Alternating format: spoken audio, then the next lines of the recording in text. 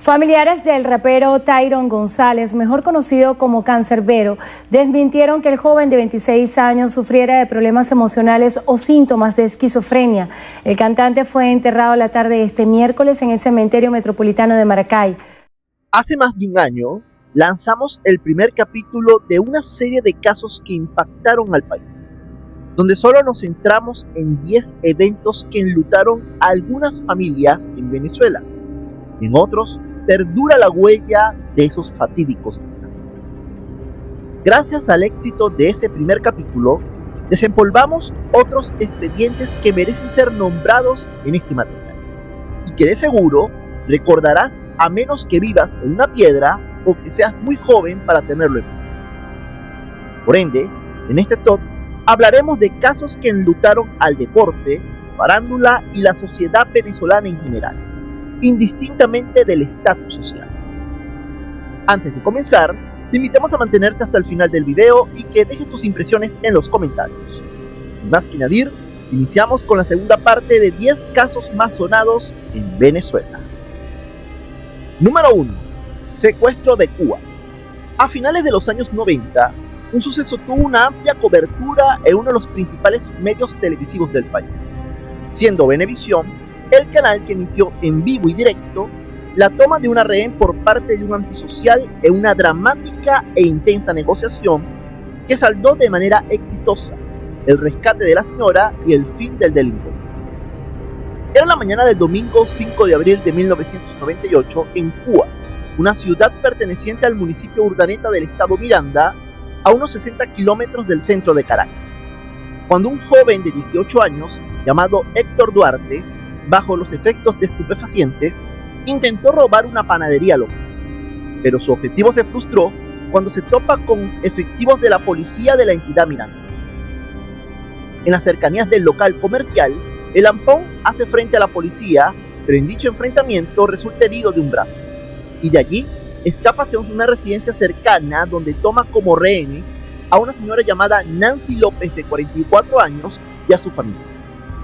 Al notar que no tenía escapatoria, Héctor hiere a 2 de sus rehenes en el 9º piso y toma a la señora Nancy para intentar hacer una negociación con los efectivos de la policía municipal. Duarte apuntó con el arma a la señora Nancy e intentó negociar con los agentes, quienes se apersonaron al lugar para tratar de convencer al criminal de dejar a la dama sin daños a su integridad. Sin embargo, el delincuente se negó y tras varias horas de negociación, donde exigió un vehículo con combustible y sin que lo persiguiera, ya que planeaba fugarse hacia la capital y de no cumplirse su exigencia daría de baja a la señora. Por otro lado, el rescate fue minucioso, del cual estuvo encargado el entonces comisario del jefe del Grupo BAE, Iván Simonovich, quien reseñó este suceso en su libro El prisionero rojo. A pesar de que al maleante se le dio la oportunidad, incluyendo la intervención de su madre a través de un teléfono de la policía, Duarte se negó en dejar en libertad a la señora Nancy.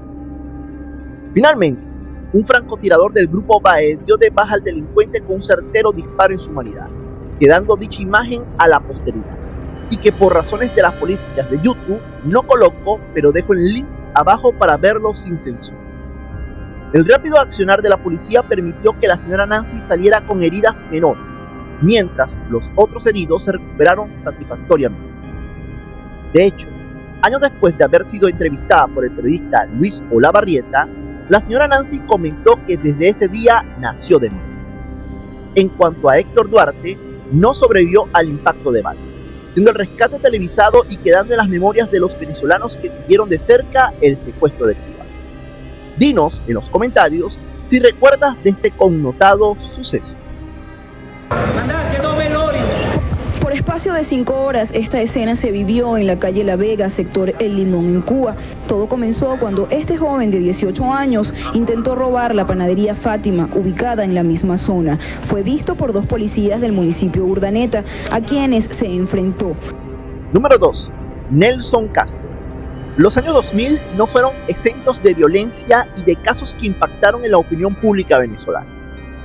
En el estado Zulia, específicamente en la capital, Maracaibo, ocurrió un dantesco suceso que si se le pregunta a cualquier maravino, se recordarán del nombre del responsable de este hecho, cuando se menciona el nombre de Nelson Castro, o como se le conocía como Nelsito. La noche del 10 de agosto del 2005 ocurrió un crimen que enlutó a dos familias. Y lo peor es que el responsable de este dantesco suceso sería un menor de edad en ese momento, e hijo de una de sus víctimas. Nelson Andrés Castro Padrón era un adolescente de 15 años que vivía con su madre Miriam Padrón, de 53 años de edad, divorciada y de profesión azafata de una aerolínea nacional. A pesar de estar divorciada, mantenía una relación de cordialidad con el padre Nelsito, así como lo apodaban por cariño. Nelson y su madre residían en el conjunto residencial Tacarica 2 de la avenida 10 con calle 73 de la capital zuliana.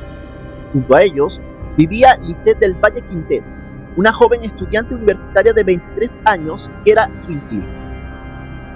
No hay indicios de cómo era la infancia de Nelson antes de cometer los crímenes, pero de lo que sí se conoce es que desde los 13 años empezó a frecuentar a otros jóvenes que para sus padres eran de dudosa reputación. Sumado a eso y al descontrol en el carácter del joven, la señora Miriam decidió por un tiempo que Nelson viviera con sus familiares en Caracas. No obstante, la conducta agresiva de Nelsito se acrecentó con el paso del tiempo. Las alarmas se prendieron sobre la conducta de Nelsito cuando las sospechas de la señora Miriam se hicieron evidentes, y fue con el grupo de amigos de la residencia que el chico frecuentaba. En la noche del 10 de agosto del año 2005, la señora Miriam regresó a su apartamento después de una jornada laboral extenuante, y al despedirse de Nelson, se retiró a su habitación a descansar, mientras el joven calculaba cada movimiento para hacer el atroz. En un arrebato de ira, Nelson sorprendió a su madre mientras dormía y asestó diversas heridas punzopenetrantes en la humanidad de la señora Miriam. Al cabo de una hora, llegaría la inquilina, la joven Lisette Quintero, quien estudiaba en la Universidad Rafael Belloso Chacín, conocida como URB. Al notar que la puerta estaba abierta, supuso que la señora Miriam y Nelson se encontraban en el apartamento. Sin embargo, la escena dantesca que observó hizo que saltara un grito desgarrador, mientras Nelson la sorprendió y el forcejeo logró dominarla, y acto seguido acabó con la vida de la joven. Tras los crímenes, Nelson se bañó y salió como si nada hubiese pasado, sin rumbo fijo, mientras que los vecinos, alertados por los gritos, decidieron llamar a la policía, donde se pudo constatar una escena tan dantesca como real. 3 días después de los crímenes, Nelson fue capturado en el barrio San Isidro, en el oeste de la ciudad. Allí, en los medios impresos de Maracaibo, mencionó lo siguiente: "El diablo pudo más que yo", en relación a los actos criminales que cometió en contra de su madre y de su inquilino. Ese mismo mes, Nelson Castro fue juzgado y condenado a 3 años de prisión por ser menor de edad al momento de cometer los crímenes, saliendo en libertad el 17 de noviembre del 2008 por medio del dictamen del juzgado primero de primera instancia en función de ejecución del adolescente, otorgándole el beneficio de la libertad asistida. Tras el fallo, muchos consideraron insuficiente la pena del crimen a pesar de ser menor de edad y de la forma en cómo fueron ejecutadas ambas víctimas. Por su parte, las experticias lograron conseguir crucifijos, pentagramas y algunos artilugios que eran usados por sectas satánicas.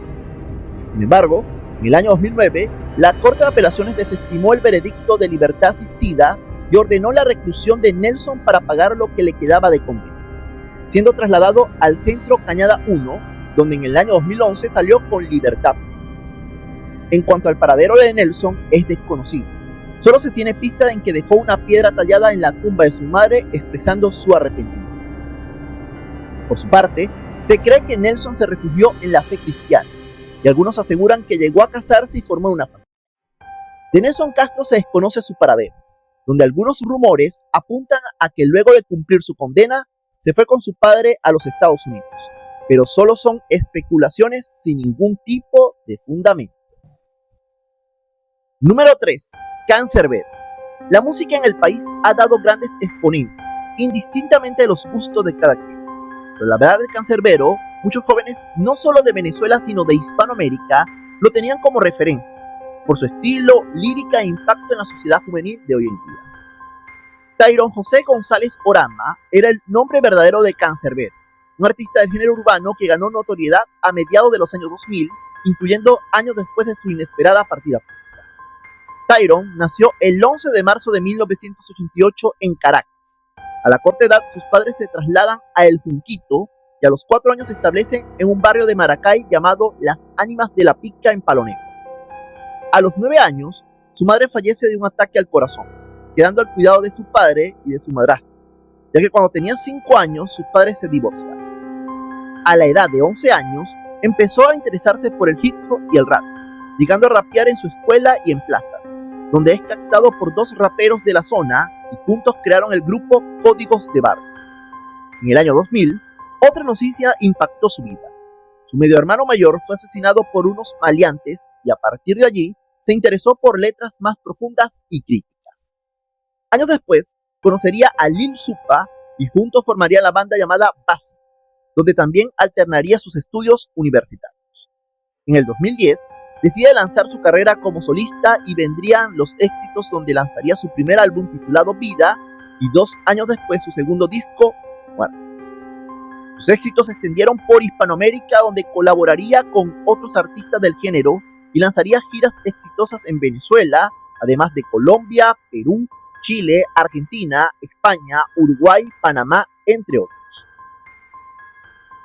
Cabe también destacar su activismo social en el movimiento de la no violencia, participando en dicha organización, además de su postura política contraria al chavismo, donde expresó su descontento en algunas ocasiones. En la noche del 19 de enero del 2015, Cancerbero se encontraba en el apartamento de su amigo y manager llamado Carlos Molnar, en compañía de la novia de este, Natalia Amesti. Según la primera versión oficial, Molnar prestó el apartamento a Cancerbero, que en ese momento pasaba por una profunda crisis personal. No obstante, en la madrugada del 20 de enero, Cancerbero tuvo un brote psicótico y acabó con la vida de Molnar, que ante la desesperación tomó la decisión de por la ventana del apartamento. Pese a esta versión, hubo muchas inconsistencias, ya que la familia y allegados del rapero negaron que sufriera de depresión y esquizofrenia, alegando que hubo faltas de pruebas y no se profundizaron en el crimen de ambos hombres. De hecho, esta primera versión le brindó el hermano de Natalia, Guillermo Amesti, a los efectivos del CICPC de Maracay, y el caso se había dado por terminado sin ninguna razón de sustento. Para noviembre de 2023, se reabrió el caso a petición del fiscal general de la República, Tarek William Saab, donde se incluía la inspección técnica del sitio del suceso, levantamiento planimétrico, cálculo físico de caída libre, varias citaciones a testigos presenciales y referenciales, además de la evaluación del protocolo de autopsia para verificar la viabilidad de una exhumación del rapero.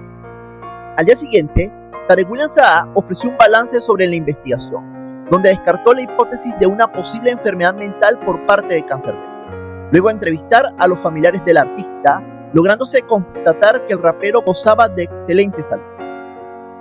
El fiscal añadió que la información sobre su salud mental fue difundida sin pruebas por el hermano de Natalia Amesti.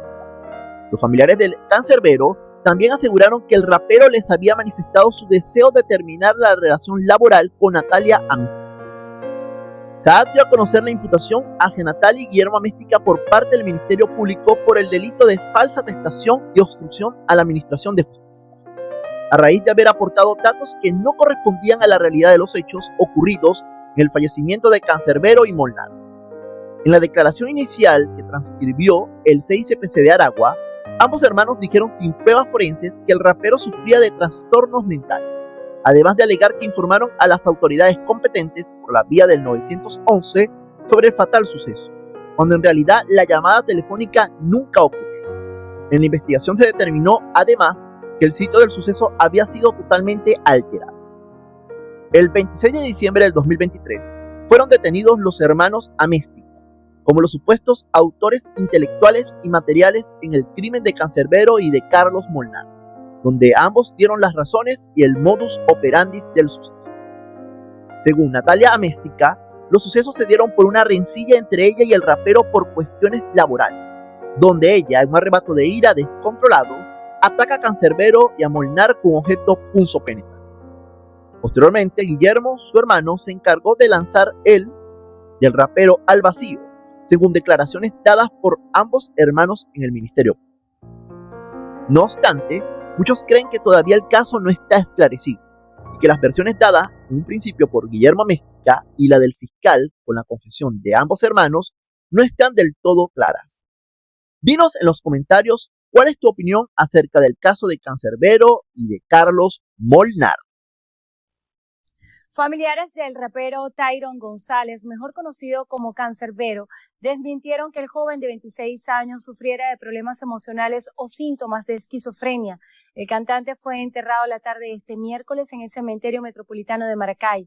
Familiares hicieron un llamado al CICPC para que esclarezca los hechos que desencadenaron el suicidio de su familiar. Jamás el monstruosismo de violencia, porque era un muchacho pacífico, más bien de buen ánimo, reilón, le echábamos broma, participaba de las actividades familiares, de los oficios familiares. Entonces, ¿cómo puede ser una persona violenta? Para nada, y se quedó en mi casa y nunca en la vida tuvimos un problema de ese tipo. Número 4. Mónica Spear. En la farándula venezolana han sucedido hechos trágicos que valen la pena ser mencionados en estos expedientes. Uno de ellos es el caso de Mónica Spear y de su esposo Thomas Berry, cuyo crimen impactó a la opinión pública venezolana en el año 2014. Mónica Spear Moss nació en Maracaibo el 1 de octubre de 1984. Desde niña se interesó por el modelaje y la actuación, llegando a interpretar obras en las escuelas donde cursó primaria y bachillerato. Mónica estudió arte dramática en la Universidad de Florida Central en Estados Unidos. En el año 2004 obtuvo la banda del Miss Venezuela representando al estado Guárico en el certamen realizado en el Poliedro de Caracas. Como representante de Venezuela, viajó a Bangkok, Tailandia, para disputar el Miss Universo, donde culminaría como cuarta finalista, dejando una muy buena participación en el certamen de belleza. Posterior al evento, continuaría sus estudios de arte dramático. Y en el año 2006 obtendría un papel debutando como actriz en la telenovela El desprecio de R. Al año siguiente, debutaría como protagonista en el melodrama Mi prima Ciela junto con el actor Manuel El Coco Sosa. Tras su gran participación, vinieron otros dramáticos como Calle Luna, Calle Sol, El cielo me explique, La mujer perfecta, esta última con Venevisión, siendo su última producción dramática en el país. Ya para el año 2011 firmaría contrato de exclusividad con Telemundo y participaría en 2 producciones, Flor Salvaje y en el año 2012 Pasión Prohibida, siendo su último trabajo en vida. En el aspecto personal, Mónica se casó en el año 2008 con el empresario irlandés Thomas Berry y fruto de esa unión nació su única hija, Maya. Para el 2012 ambos se divorciaron teniendo una relación amistosa y de cordialidad. Por otro lado, destacó su participación filantrópica, en especial con las personas del espectro autista y trastorno de déficit de atención, debido a su exitosa recepción siendo la protagonista de la telenovela La mujer perfecta, donde interpretó a una muchacha autista. Para finales de 2013, Spear agendó unas vacaciones con su ex esposo y su pequeña hija a Venezuela, supuestamente un viaje de reconciliación. En sus redes sociales mostraba los paisajes venezolanos o donde recorrieron, evidenciando el cariño que tuvo Spear por su tierra. Sin embargo, una triste noticia impactó a los medios venezolanos e internacionales, cuando en la noche del 6 de enero del año 2014, Mónica y su expareja, junto con su hija Maya, fueron atacados por delincuentes en una carretera que conecta a un poblado llamado El Cambur en el estado Carabobo. Según versiones oficiales, el automóvil donde viajaba Spear con su esposo e hija se accidentó en la carretera, ya que iban rumbo a Caracas. Las razones del accidente fue por el modus operandi de pandillas locales que dejar obstáculos en la carretera para que los carros se accidentaran y aprovechar de atacar a sus potenciales víctimas. Al momento, llegaría una grúa para remolcarlos. Posteriormente, los malhechores atacaron al vehículo de Spear con varios disparos, ocasionando la muerte de la actriz y de su esposo, mientras la niña que iba en la parte posterior del vehículo tuvo una herida en una de sus piernas. La noticia se expandió por todas las redes y medios de comunicación, sorprendiendo a colegas de la recordada actriz. Los de Thomas y Mónica fueron velados en el Monumental de la Guarita, donde se congregaron familiares, colegas, amigos y allegados. El día 10 de enero fueron sepultados los restos en el Cementerio del Este en Caracas y no pudieron ser expatriados sus cuerpos, debido a legislaciones venezolanas que mencionan que toda persona víctima de territorio venezolano debe ser enterrado en el país.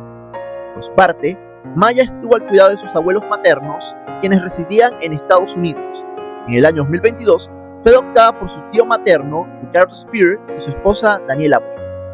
En cuanto a los responsables del crimen, fueron detenidos 7 personas por el CICPC en septiembre del 2014. Se declararon culpable a 3 personas. En el año siguiente, al autor material de los sucesos, a Gerardo José Contreras, alias El Gato. Por el crimen fueron sentenciados 3 personas y 8 en proceso de juicio. Todos estos integraban una banda delictiva que operaba en la zona. El 24 de julio del año 2020, el autor material del crimen, Gerardo Contreras, falleció por causa de tuberculosis pulmonar en la cárcel del Tocorón, donde cumplía condena de 24 años de prisión, cerrándose el caso de Spearberry con la detención de los culpables.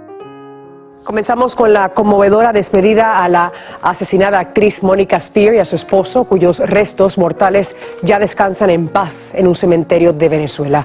Francisco Urestieta siguió el caso paso a paso y hoy nos trae el último adiós. Número 5. Yanis Chimaras. Otro caso que impactó a la farándula nacional fue el crimen en contra del recordado actor Yanis Chimaras, quien tuvo una reconocida carrera actoral tanto en cine, teatro y telenovelas en nuestro país. Yanis Juan Andrés Chimaras Mauri nació el 12 de agosto de 1955 en Caracas. Desde joven inició en el mundo artístico en obras colegiales. Estando en la universidad decide decantarse por el teatro y la actuación, ingresando en 1974 en el Colegio Universitario de Caracas, alternando también en estudios en el ámbito actoral con otra recordada actriz, Amalia Pérez Díaz, del cual fuese su alumno. Por su parte, realizó estudios también en Brasil, Rusia, Alemania, Estados Unidos, Inglaterra y Cuba, adiestrándose en el espectáculo. Dentro de su carrera actoral se contabilizan 34 telenovelas, 10 películas y un telefilm, además de participar en diversas piezas de teatro, musicales y unitarios para la televisión, así como incursionar en la escritura y composición. Su última participación en la televisión fue en el melodrama Ciudad Bendita de la cadena Venevisión. El 24 de abril de 2007, Yanis iba a bordo de su vehículo con su hija Andrea para buscar a una compañera de trabajo en Guatire, Estado Miranda, cuando presenció el asalto de la casa de la amiga de su hija. Los delincuentes estaban sometiendo a los familiares de la chica y en ese momento Yanis trata de interceder con los malhechores, pero uno de ellos hirió en 3 ocasiones la humanidad del actor cayendo en el pavimento. Rápidamente los vecinos junto con la hija de Yanis, Andrea, auxiliaron al actor, que fue trasladado de emergencia a un hospital cercano, pero lamentablemente pereció ante las heridas producidas por el delincuente.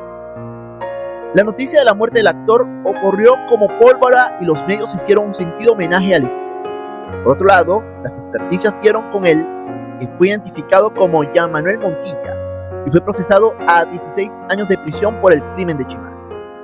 Sin embargo, se reconoce que el malhechor se fugó del recinto penitenciario en Tocuyito junto con 2 privados de libertad en febrero del año 2020, donde estaba cumpliendo condena.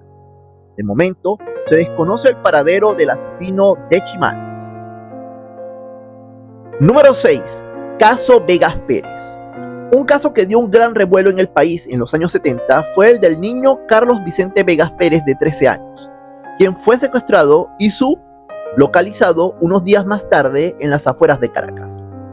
Carlos Vicente Vegas Pérez nació en 1959 en Caracas, hijo de un reconocido arquitecto y urbanista llamado Martín Vegas Pacheco y de la señora Trina Pérez Machado. Además, tuvo un hermano, Federico Vegas, que fue arquitecto y escritor. El secuestro de este adolescente de 13 años se dio el 22 de febrero de 1973, coincidiendo con la última vez que se vio con vida.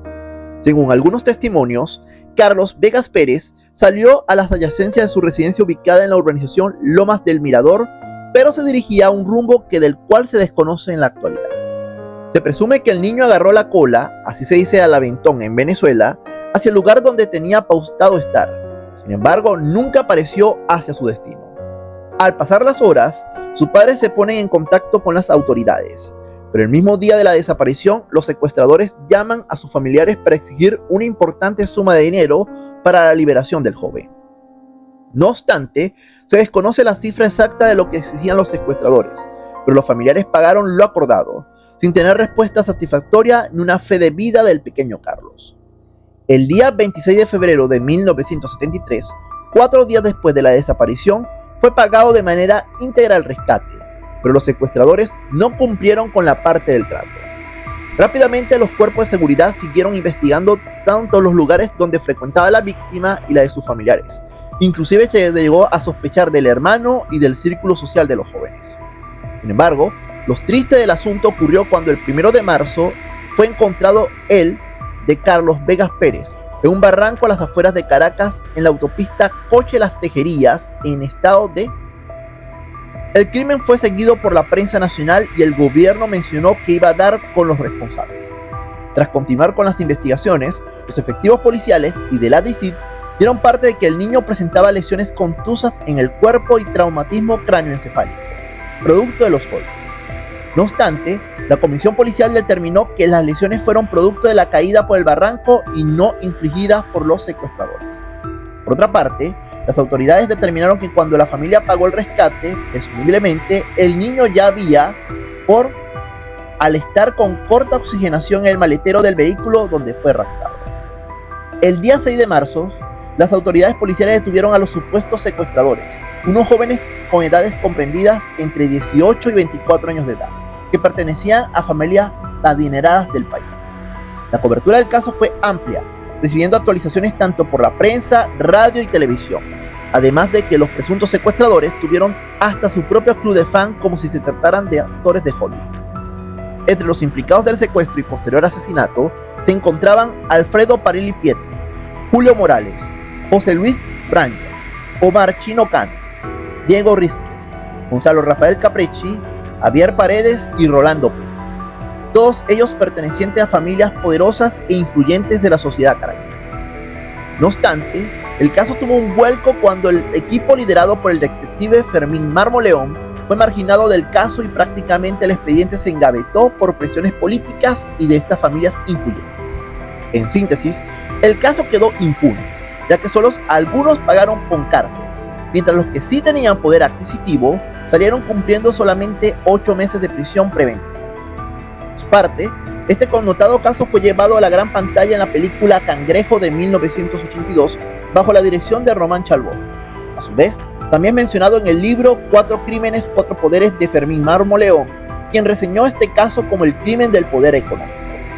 Con respecto a los responsables, algunos salieron de la palestra pública, mientras que otros como Diego Rísquez y Rolando Peña fueron reconocidos artistas, el primero como cineasta y el último como artista conceptual. Número 7. Gustavo Polidor. En el primer video que realizamos sobre esta serie de 10 casos más sonados, hablamos del caso Inca Valero. Y el deporte también se ha visto empañado con sangre y no siendo el único ejemplo. Gustavo Adolfo Polidor González nació el 26 de octubre de 1961 en Caracas, siendo un reconocido beisbolista que defendió la camiseta de los Tiburones de La Guaira entre los años 80 y 90. Además de desarrollar su carrera en las grandes ligas con los equipos de Angelinos de California, Cerveceros de Milwaukee y Marlins de Florida. Polidor se destacó tanto en la defensiva como en la ofensiva, ganando campeonatos de la Liga Venezolana de Béisbol Profesional y representando en algunas oportunidades al equipo campeón de Venezuela en la Serie del Caribe, donde pudo alzar el trofeo como refuerzo de las Águilas del Zulia en 1989. Su corta carrera en la Major League Baseball fue suficiente para consolidarse como el campocorto titular de los Angelinos de California. Para 1995, luego de enfocarse en el campeonato local de béisbol y aprovechando las vacaciones, decidió compartir con su familia y sus pequeños hijos. El 28 de abril de 1995, cuando el pelotero se disponía de realizar algunas diligencias, estaba preparando su vehículo Toyota en el estacionamiento de su casa, Quinta María Michel, de la urbanización Santa Mónica de Caracas, en compañía de su esposa Eduviges y de su hijo menor, ya que sus 2 hijas mayores estaban en ese momento en el colegio. Anteriormente, la esposa de Gustavo había sido víctima de secuestro un año antes, y desde ese entonces Gustavo solía acompañarla para hacer cualquier diligencia. Mientras el beisbolista acomodaba al niño en la silla para bebés del asiento trasero del carro, Eduviges cruzó la calle para botar una bolsa de basura. Cuando regresó al garaje, Polidor le dijo: ¡Verga! ¡Mira para atrás! Se trataba de 2 hombres armados. El primero se ubicó por el lado del chofer y el segundo hacia un costado del copiloto. Uno de los asaltantes llevó a Eduviges y al pequeño de 2 años hacia el interior de la casa, mientras que el otro tenía sometido al ex Grande Liga en el carro. En su relato en el libro Al filo del delito de Santiago Gutiérrez, ella cuenta que mientras tenía a Gustavo Adolfo en brazos, los antisociales los distanciaron entre 3 y 4 metros. Al lado del Toyota estaba estacionada una camioneta Grand Blazer que también era propiedad de la familia Polidor. En vista de los nervios y la distancia, Edu Víquez no alcanzó a escuchar lo que estaba hablando su esposo con uno de los maleantes.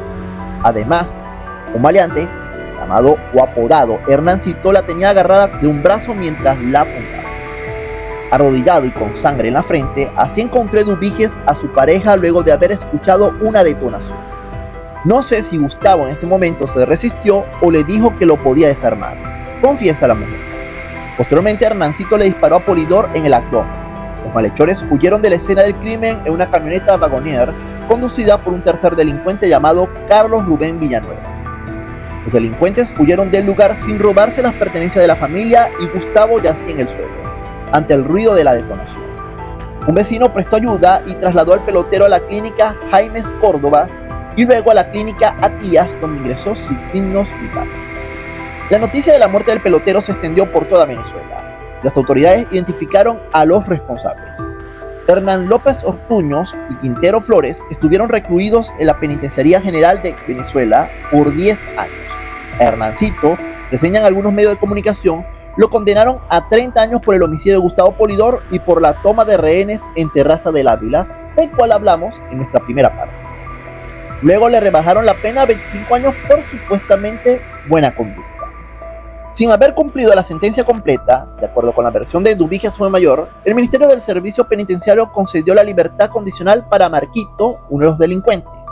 En aquella oportunidad, la viuda del beisbolista pidió protección para ella y sus familiares. Cabe recordar que a los meses posteriores del asesinato de Polidor, ocurrió el secuestro de Terrazas del Ávila, un caso del cual hablamos en nuestro primer capítulo y en donde López Ortuños fue protagonista en dicho suceso. Finalmente, el autor material del crimen estuvo recluido y en el año 2018 murió en un enfrentamiento contra organismos de seguridad, teniendo un largo prontuario en el mundo del crimen venezolano. En cuanto a la memoria de Polidor, el equipo Tiburones de La Guaira le rindió todos los honores, razón por el cual decidieron quitar el número 14, que defendió con los escualos en el tiempo que estuvo en la pelota rentada del país.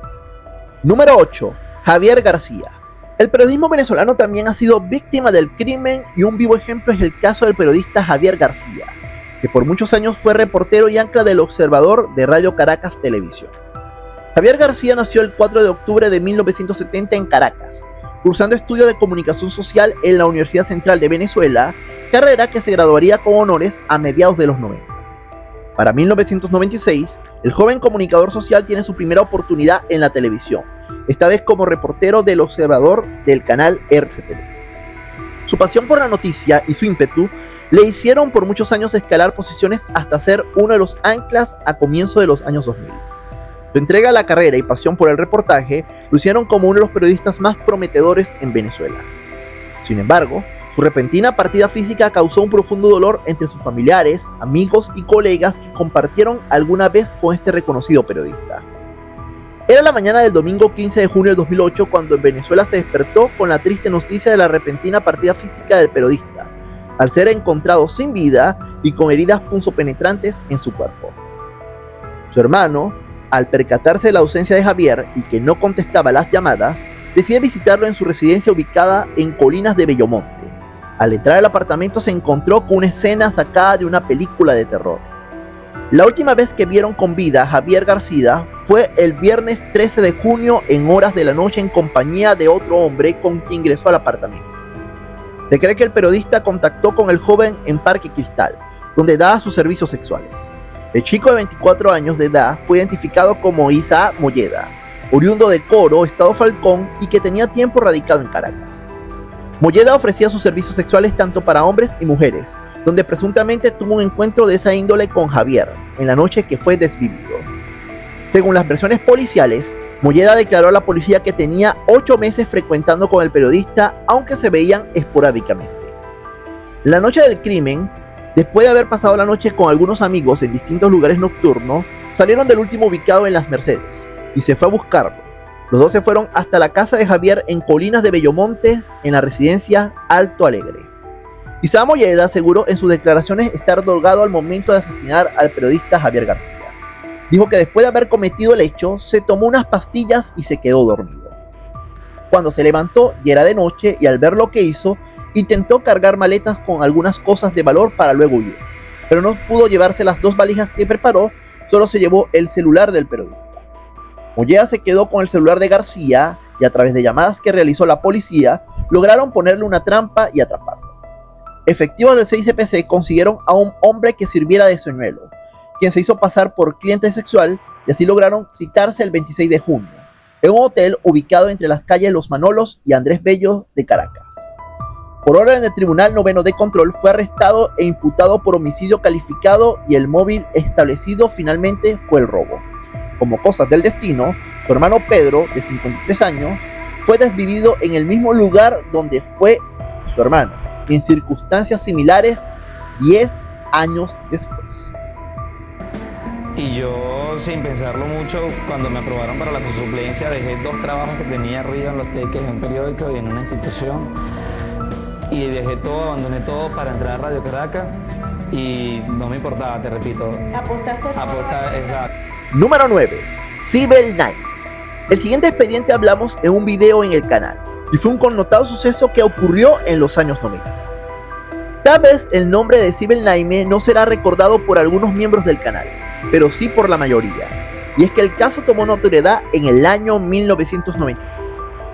La protagonista de este suceso, o mejor dicho, doble, fue Sibel Naime, una joven de 18 años que perpetró de manera intelectual y material el de Miguel Tawil y Juan Carlos González. Sibel Naime Jordi era hija de un reconocido médico obstetra de Caracas, el doctor Chauqui Naime, y que según testimonios familiares era autoritario con sus hijos, llegando inclusive al maltrato físico y psicológico. La familia Naime era de religión drusa y Sibel no se le permitía tener novio, andar en discotecas o fiestas, solo tener amigas que frecuentaba en su residencia. A pesar del severo control del patriarca, Sibel era rebelde, muchas veces encubierta por su madre, para evitar represalias del estricto señor Chau. Un día Sibel vio un anuncio en el periódico de una venta de gatos de raza angora de color blanco y quería comprar. Su papá se negó en reiteradas ocasiones. Pese a eso, Sibel coordinó la compra al contactar al vendedor Miguel Tawil, un joven de 30 años que era abogado y se dedicaba a la venta de animales de raza, tanto de perros como gatos, junto con su socio, un estudiante llamado Juan Carlos González de 19 años. Una vez coordinada la compra, Sibel tomó 3 cheques de la chequera de su padre, 2 para practicar la firma de su progenitor y 1 para endosar la suma de 20.000 bolívares de la época.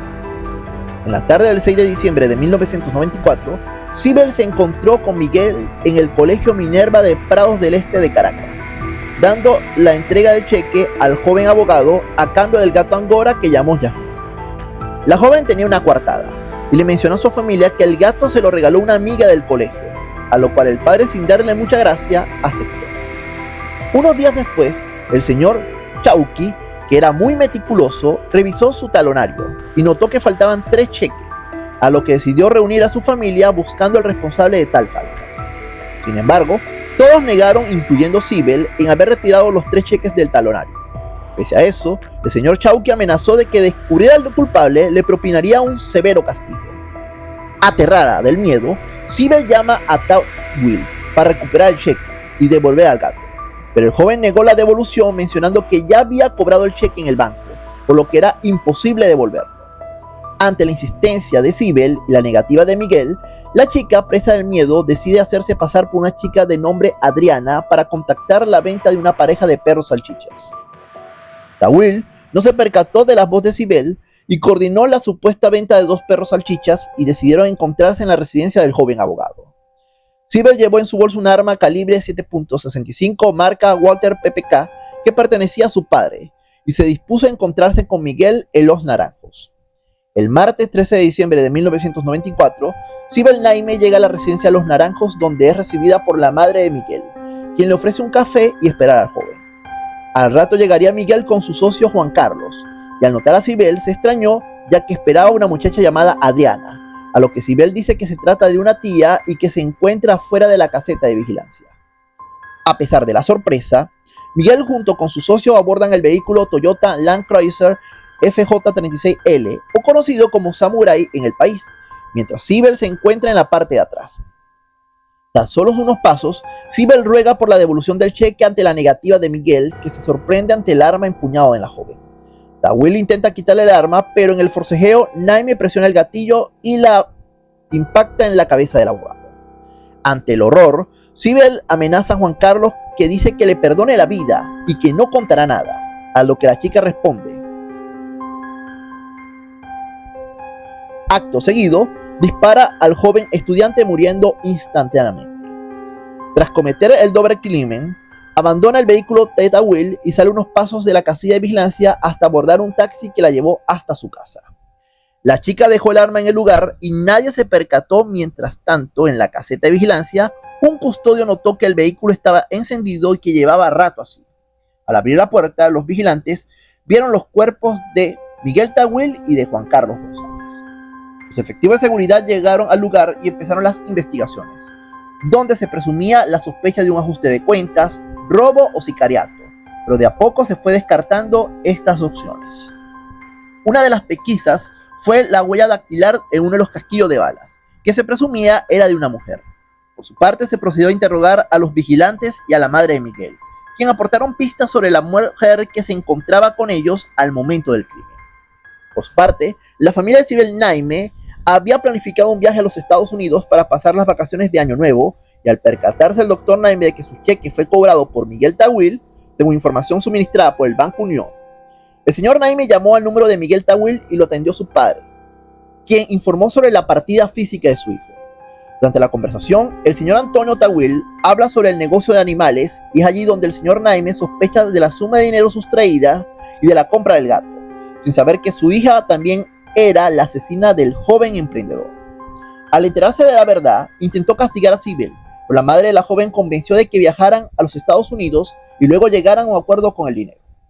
Mientras la familia Naime estaba en Estados Unidos, las investigaciones avanzaban hasta que se llegó a la familia de Sibel por un reclamo de un cheque de 20,000 bolívares dado por el señor Chauqui. Al regresar a Venezuela, la policía se persona a la residencia de los Naime, donde interrogan a la familia. Ante el revuelo, el señor Chauqui le da una severa golpiza a su hija, que la imagen quedó a la posteridad. El 18 de enero de 1995, Sibel es detenida por la sospecha del doble, mientras que el señor Naime es acusado de delito de sevicia por golpear ferozmente a su hija. Finalmente, Sibel Naime fue condenada a 30 años de prisión, pena máxima en el país, por el doble, siendo trasladada al Instituto Nacional de Orientación Femenina en Los Teques, Estado Miranda. No obstante, Sibel Naime cumplió su condena hasta el año 2006 por medio del dictamen del juez Michael Moreno, cumpliendo solamente 11 de los 30 años impuestos por los homicidios. En febrero de 2025, donde se debía cumplir la condena en su totalidad, reapareció Sibel Naime en redes sociales, donde mostró su arrepentimiento por los crímenes.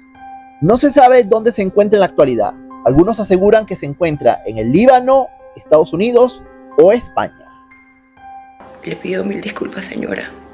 Y bueno, estoy en mi trabajo, no puedo hablar mucho, pero